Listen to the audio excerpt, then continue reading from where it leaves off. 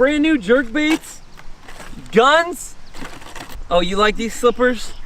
These are Cabela's brand, baby. Over here, we got the sweet little grippies, because, you know, we scared a fish with teeth. What's up, everybody? Welcome back to Chill Outdoors. One of our most popular videos is about our bass boat and about the value that we got for that bass boat. But the first time I made a video about it, people didn't want to know about the actual personalizations to the boat, so that's what we're gonna go over today.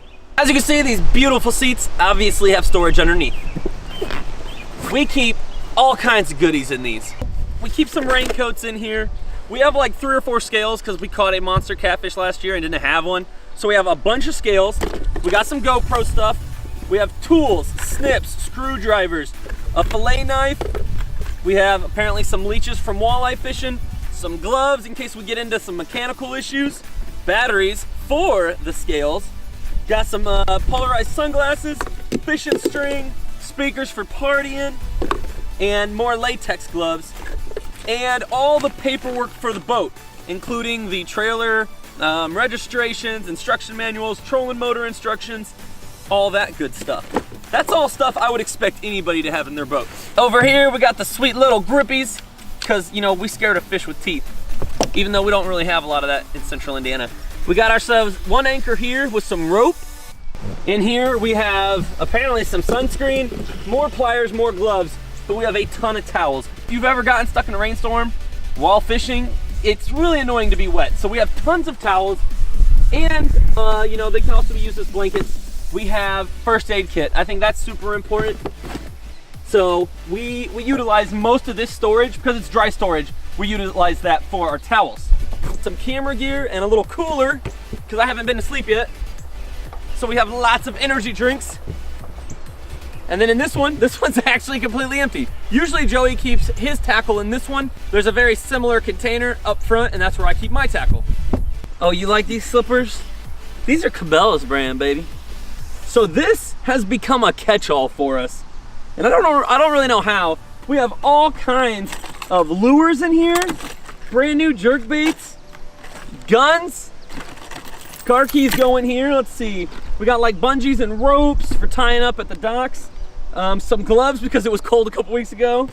We got hand warmers, all kinds of walleye fishing stuff and weights, more lures, more walleye stuff, toilet paper.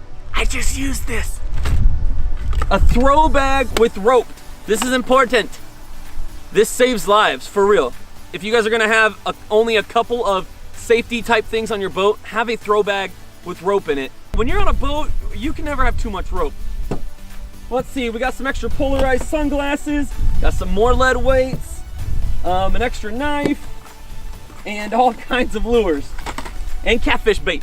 So, what? And a little ruler, you know, in case we like actually want to keep a fish for once. So this has really just become a catch-all. But again, this is all stuff I would kind of expect most people to have.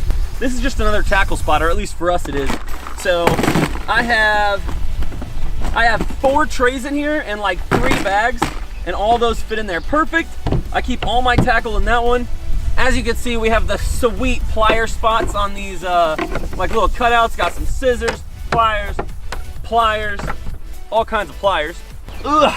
In the big one, we have all kinds of bags of plastics, tubes, flukes, Ned rig stuff, and then of course a whole bunch of life vests.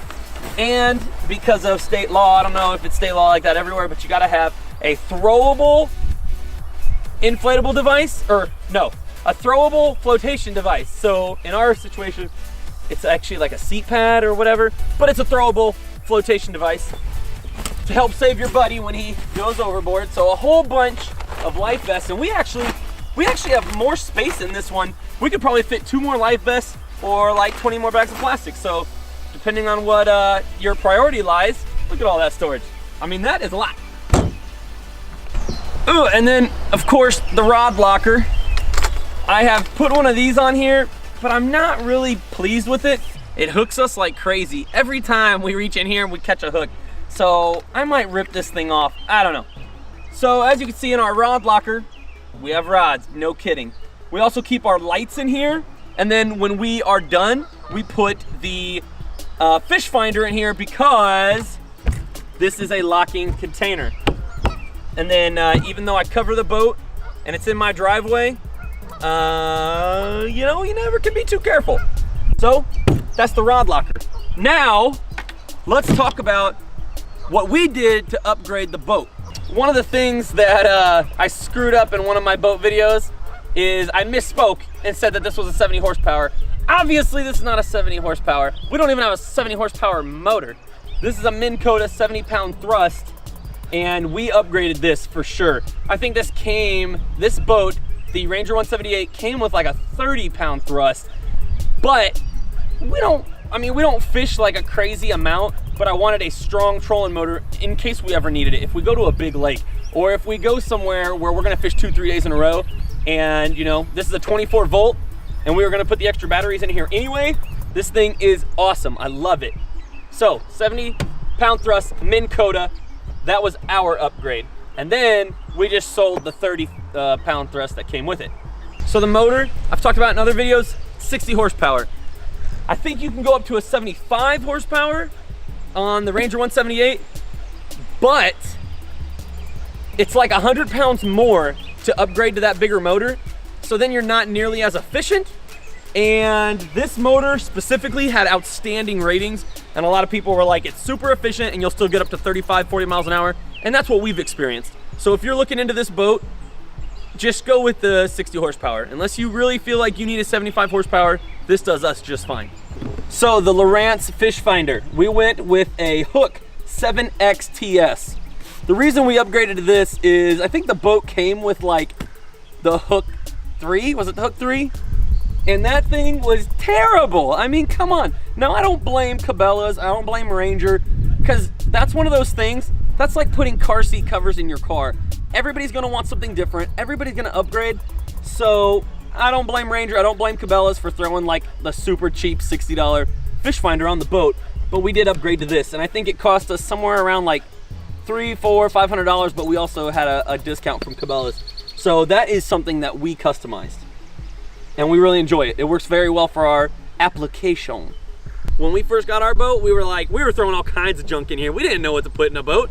We hadn't owned a boat in years, so hopefully this video helps you. Make sure you check out some of the other videos. We got all kinds of fishing stuff coming out. If you're a turkey hunter, we got turkey videos. Go check them out. Thanks for being here. Peace.